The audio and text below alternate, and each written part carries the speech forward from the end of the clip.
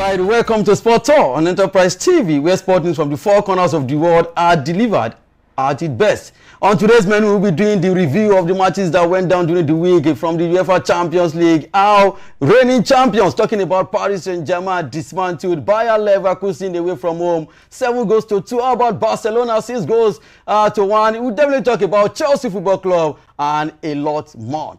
If you are joining us for the first time, please do well to follow us across all our social media platforms at Enterprise TV 7. My name is John Olasukomi. Join me and let's ride together. Joining me in the studio today is Daminelli Victor Ayeton, making a return back. Back to Sport Tour. He's in the studio with me. Victor, welcome to Sport Tour. Yeah, John. Good morning. Feels good to be here. And of course, it's been a beautiful week of football, and a lot of action has gone down. And I hope you are happy with your team's results. Of course. From last time out. What more can we say about Almighty Juventus? It is what it is. All right. I know the reason why you said that. You know, United have won a game back to back. You know, in a long while. Well, it is. Let's see whether come on. We are cooking. We are cooking. Times. I mean, 3 wins in a row. We are definitely cooking. Yeah. All right. Well, you know how we do it. We always start with local football, and of course, we'll be starting with 2025 CAF Men's Player of the Year award. Victor James Osimhen, he won this in 2023, has been nominated for the 2025 CAF Men's Player of the Year award. Osimhen will battle 9 other players for the individual accolade. The other nominees are Mohamed Salah, Ashraf Hakimi, Gurasi, Mayele, Anguissa, and Dennis Bunaga. Other players in contention for the award are Pape Matar Ndiaye, and of course Usmani.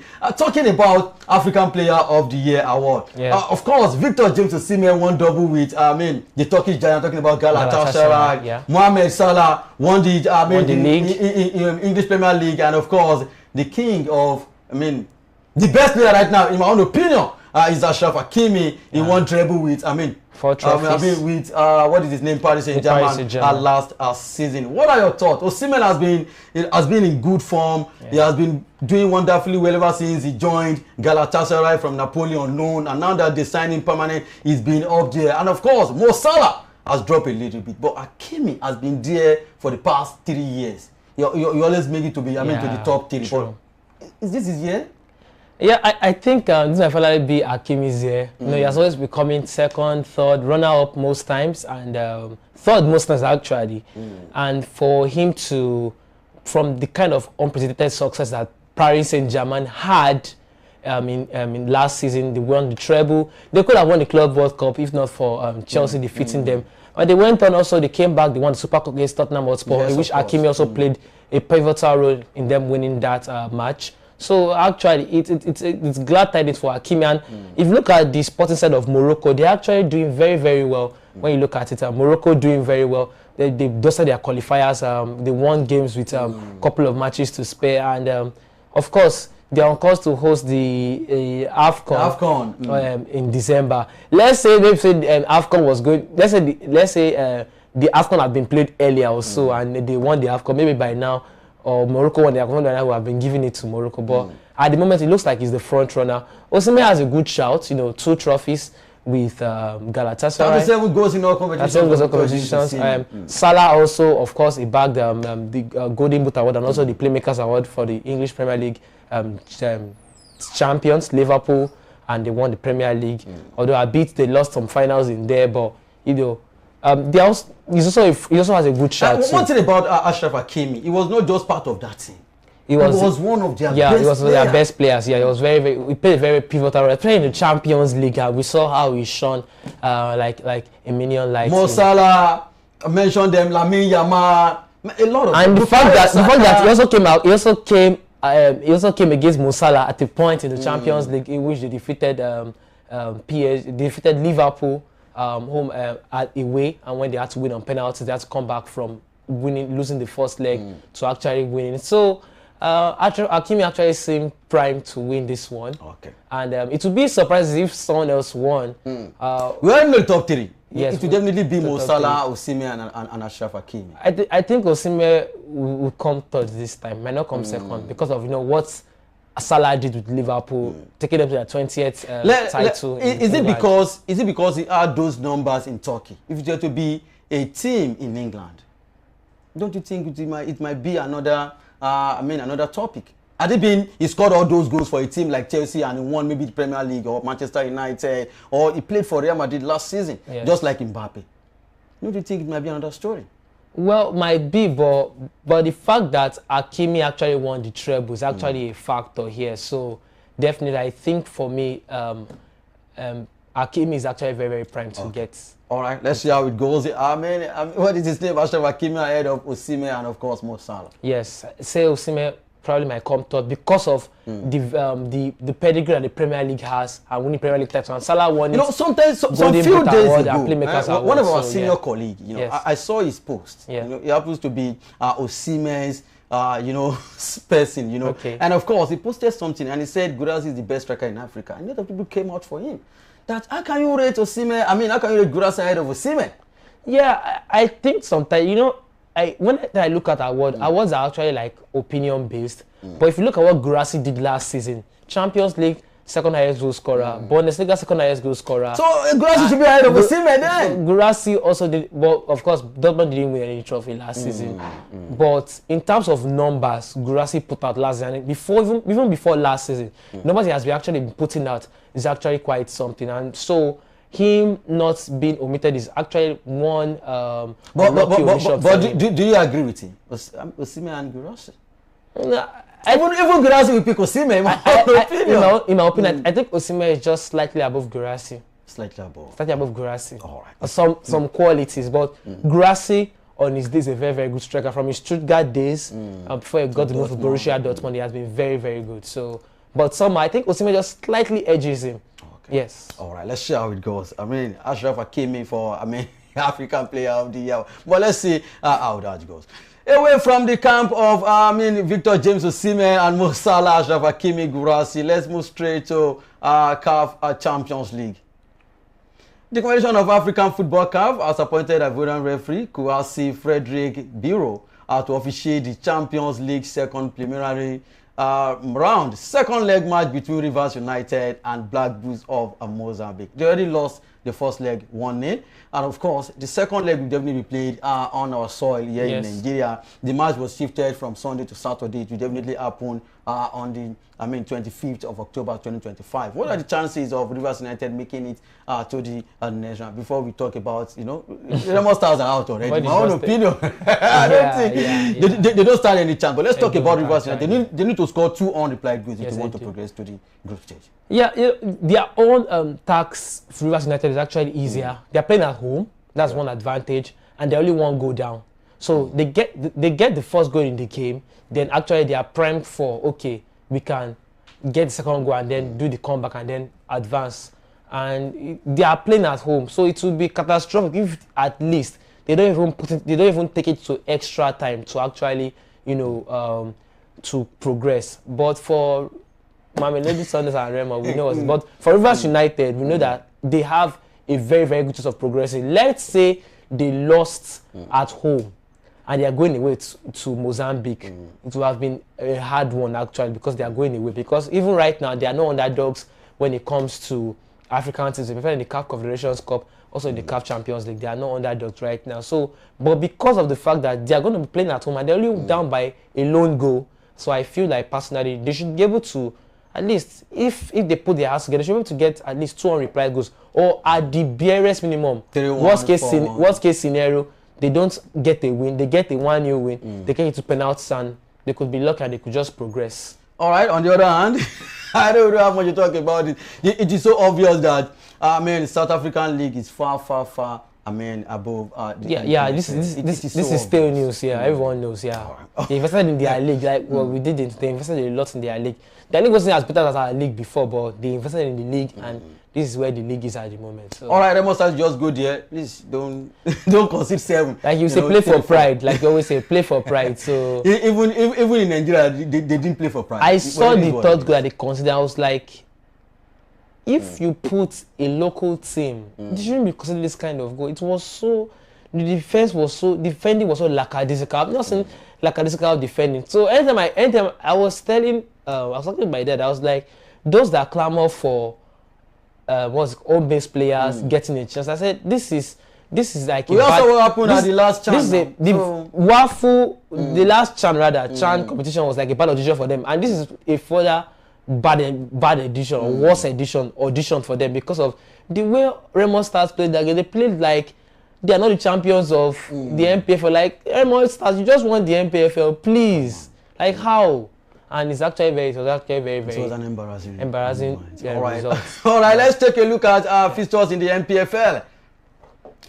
Katsina United will host the Academy, Kano Pillars versus Niger Tornadoes, Plateau United versus Eyimba, Abia Warriors versus Bara, Warriors versus Bayelsa, Wiki Tourists will host Shooting Star, Enugu Rangers versus Kwara United, Queen Khalifa versus Abendel Insurance.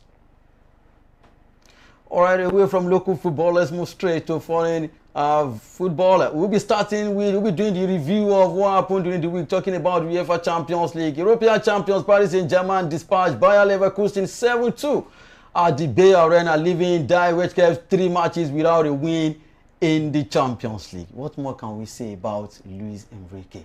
71 goals in Champions League night. That's crazy. That's massive. Yeah, it's very massive for the Champions League, and this is what the fans want to see.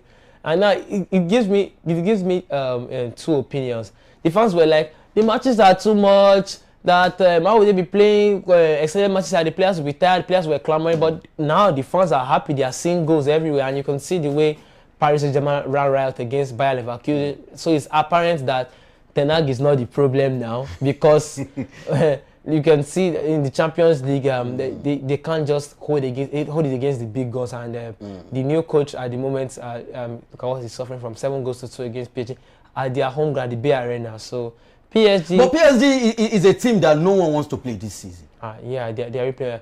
After the man they defeated Barcelona, you know that PSG didn't come. In the league, they look like they are really strong, but in the Champions League, they are a different force on their own. So, a good one for them. I think they play Barcelona even with Team B. Yeah, like 80% of their players didn't even start the game. It wasn't the full strength team, and they went to they played well against it and they won. And you could see that from home. That late goal. Ashraf Hakimi assisted Gonzalo Ramos, and you could see the way Hansi Flick was so livid at the end of that match. So good one for Paris Saint-Germain. Of course, they are still need of favourite to still win the Champions League, but we know that it's not very easy to win back-to-back Champions League titles. And of course, there's still other teams. Arsenal doing very well for themselves. Real Madrid, Barcelona, even themselves are still doing well. So don't even talk about the results. Yeah. Barcelona 6 goals to 1 against Olympiacos. 2 goals from Rashford, and of course Fermin Lopez with a fantastic hat-trick. Of course, Rashford enjoying life at Barcelona, and very, very shocking decision in that match. The referee didn't really have like great. It was a controversial. Yeah, it was a controversial result there. So and Barcelona actually, did not. They won the match, of course. So at the end of the day, good one for them, definitely. All right, Karat and Marty played a goalless draw against Pafos, and of course, you just mentioned Arsenal. Arsenal dismantled Atletico de Madrid 4 goals to 19. Well, just few days I was talking to an Arsenal fan, and he said something about Arsenal. He said, "If you don't score, you won't score us." So we're expecting something like goalless.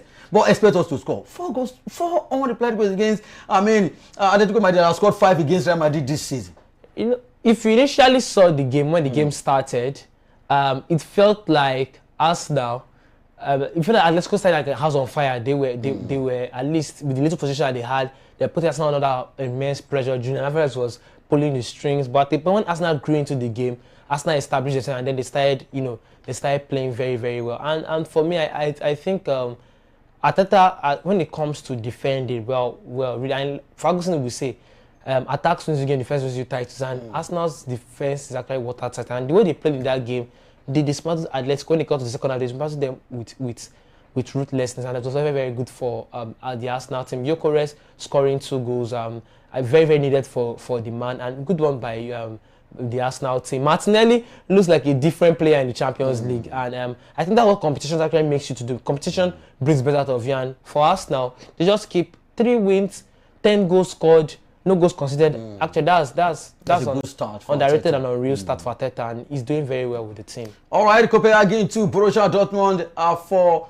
Newcastle United 3, Benfica 0. PSV Eindhoven dismantled Napoli 6-2. Inter Milan won away from him against United Giulia 0-4. Villarreal lost to Man City 0-2. Athletic Bilbao defeated Karabakh 3-1. Galatasaray Osimhen with a brace defeated Bodo Glimt. Monaco played a goalless draw against Tottenham. A lot of bookies. I can't even stand here and, I rant. And of course, Atalanta played another goalless draw with Slavia Prague. Chelsea, 3 penalties against Ajax. That's crazy. Frankfurt lost to Liverpool 1-5. Bayern Munich 4-0 against Club Brugge. Real Madrid defeated almighty Juventus 1-0. Sporting CP defeated Marseille 2-1.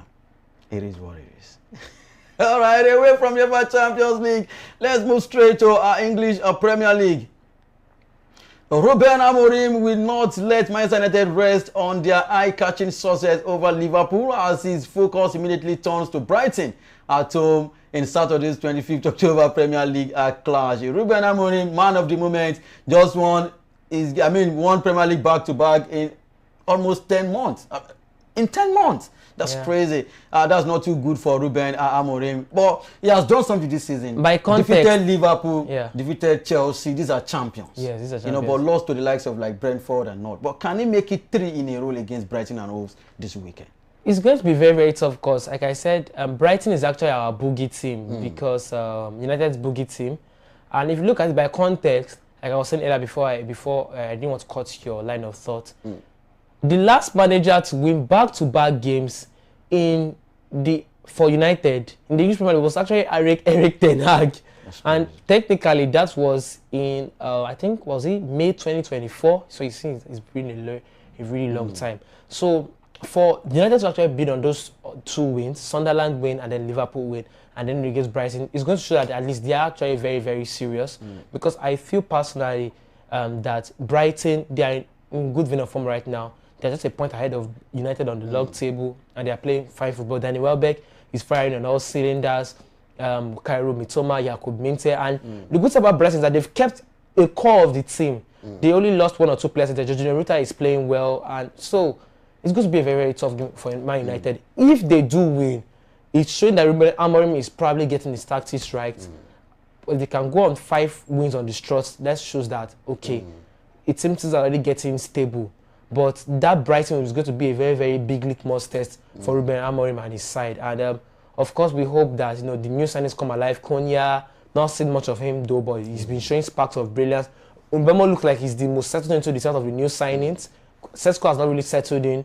So, but obviously, we just want to see a collective, good team performance from Manchester United. And against Brighton, it's not going to be easy at all. But hopefully, United can actually grind out the results, because I don't see them winning the match like 3-0, 4-0. Probably a 2-1 win or a 3-1 win at the It's going to be a very tough one, because Brighton, everyone on their day, we know what they did to Man City a couple of weeks back. Even Chelsea. Yes, on their day, we know what they can actually do to big teams. They did that Man City this season, they did that Chelsea this season. So, let's see whether they would do that. So if United can actually get a win against them, I'm sure United fans will be all over the man. Of course, it will be a statement. And hopefully, United can help that United fan that's hoping that he won't cut his hair to United win 5 games in a row. Hopefully, United can help him cut his hair if he can one step closer to winning. Maybe with the help of laments, United will not lament this weekend. He has been very, very decent though in goal. All right, other fixtures: Leeds United versus West Ham, Chelsea against Sunderland, Newcastle United versus Fulham, Manchester United versus Brighton, Brentford at home against Liverpool. Can Liverpool bounce back? Only time will tell. Wolves versus Burnley, and Arsenal against stubborn Crystal Palace. Is going to be a tough one for Arsenal this weekend. Yeah, I used to call it Crystal Palace bus stop because it seems that anything that meets Palace, although Palace was beating run 2 was ended, but when the beating plays Palace, Chelsea played Palace this season, it was a 0-0 draw.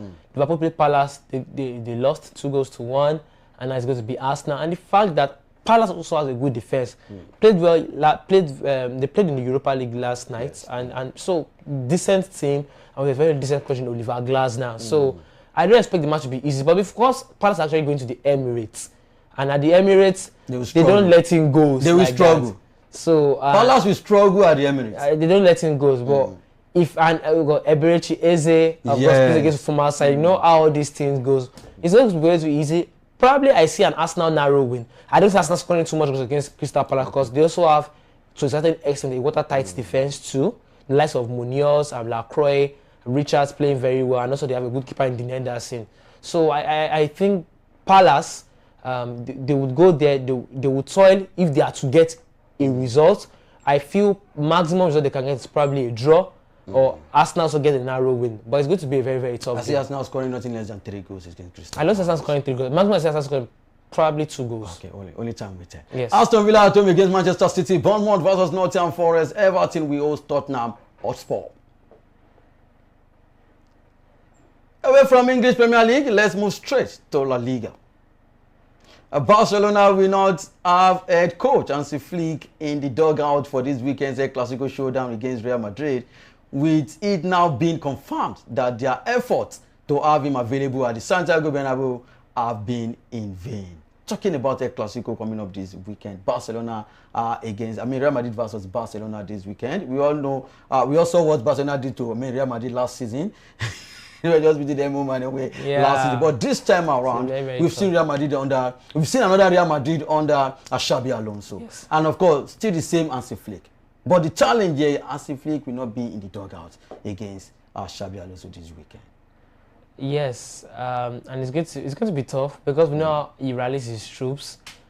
And speaking of Real Madrid and Barcelona, we know how Barcelona has quote unquote owned Madrid in the last couple of games. The Madrid troops are desperate to get that win over Barcelona because you know it's like a psychological move. You get that win over them, and then you further extend your points at the summit of the table, which will be good for Real Madrid.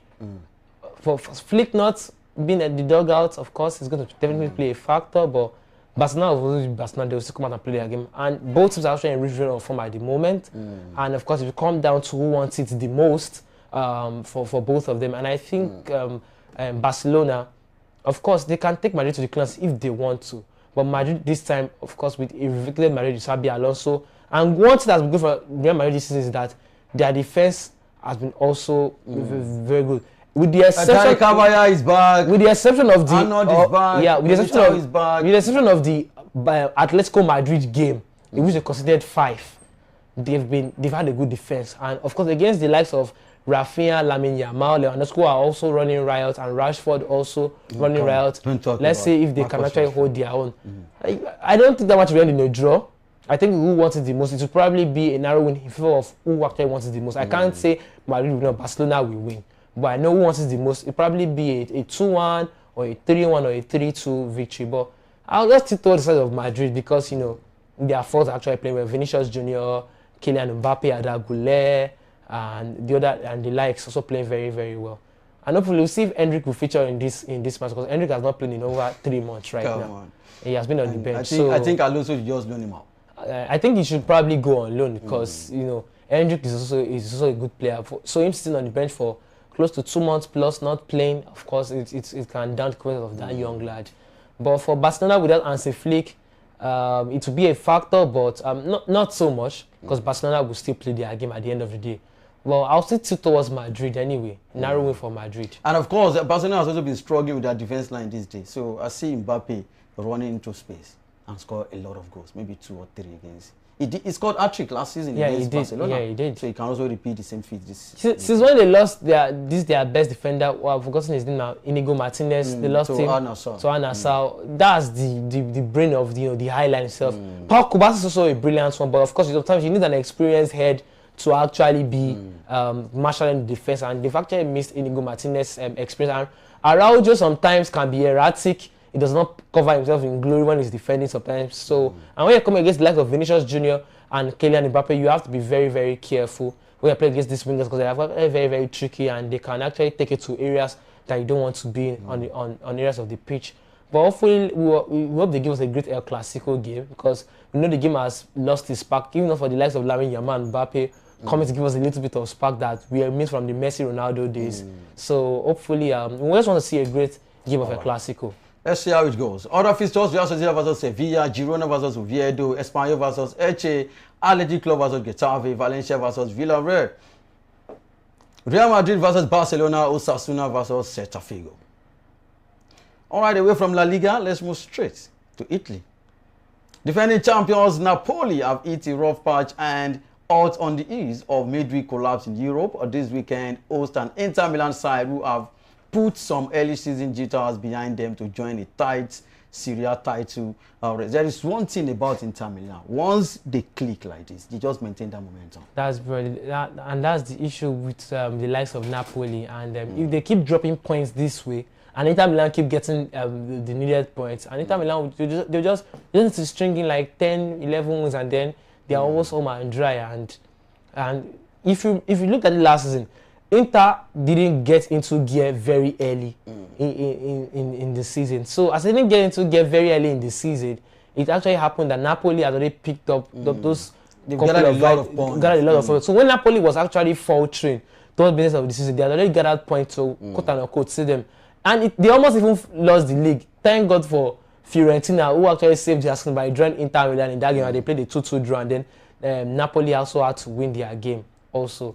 And but it's going to be very, very tough for Napoli to retain their title with the way they've started this season. And they started quite decently, but somehow they've kind of lost the plot a little bit. And in Champions, they are not so doing well. But for Inter Milan, they're doing well in the Champions, they're doing well in the league, and they're playing very, very well. So one to also look out for, I feel, has been very decent since AC Milan. The likes of Luka Modric's experience to the team has actually brought a lot of experience to the team, and they're actually playing very, very well. Rafael Leao looks like the Rafael Leao that we also want to see. And so if Napoli are actually faltering, it might be AC Milan that might take the fight to Inter Milan. So it will be the battle of the Milan clubs for the true-death of this season. And if Napoli falters in their title defense. All right, let's take a look at other fixtures. AC Milan versus Pisa, Parma versus Como, Udinese versus Lecce, Napoli versus Inter Milan, Cremonese versus Atalanta, Sassuolo versus Roma, Fiorentina versus Bologna, Lazio versus Juventus. Can Juventus bounce back? Yeah, they would. It's Juventus. They will, against Lazio. Against Lazio to be very tough. I don't expect Juventus to lose that game actually. Okay. We know when they come against Big Side, we know how Juventus can be very, very formidable. Like Real Madrid. They just lost to Como, Real Madrid, and now Lazio. You know that when you come against the Serie A full, when Juventus come against Serie A full, they always have this very, very. Como is a Serie A team. Como is not a big Serie A team compared to Lazio, AC Milan. Have you lost to any big top traditional Serie A side this season? No, not at all. No, you've not, and you are going to play Lazio. And Juventus, I expect them to bounce back on the back of 2 straight losses, Como and Real Madrid. Real Madrid, they did their best against Real Madrid, but it didn't quite come to fore. And of course, they were beaten by a very, very brilliant individual goal. I was telling you off, they beaten by a very brilliant individual goal that Bellingham scored after Vinicius has already bamboozled the whole defense. So against Lazio, away from it, to be very tough, but I don't expect Juventus to lose. Probably they'll come away with a draw or a narrow win, like they always do. 1-0 win. All right, let's see how it goes. Yes, all right, that is how much you can take on Sports on Enterprise TV 7. Endeavor to subscribe and click the notification bell to get notified of all alerts. Follow us across our social media platforms at Enterprise TV 7. Like, share, and engage on all content. Visit our website at www.enterprisetv.com for all the news you can use, the inclusives, and the live updates. Victor Ayeton Damlele has been on the show today. Yeah, thank you very much, John. And hopefully, United back the 3rd win in row, and hopefully for Juventus. So I hope you have something to smile about. I hope you don't lament again. Yes, of course. This weekend, because I know you've been through a lot in the last 1 week. Join the winning side like Man United. Okay. All right. My name remains John Olasukomi. See you next time.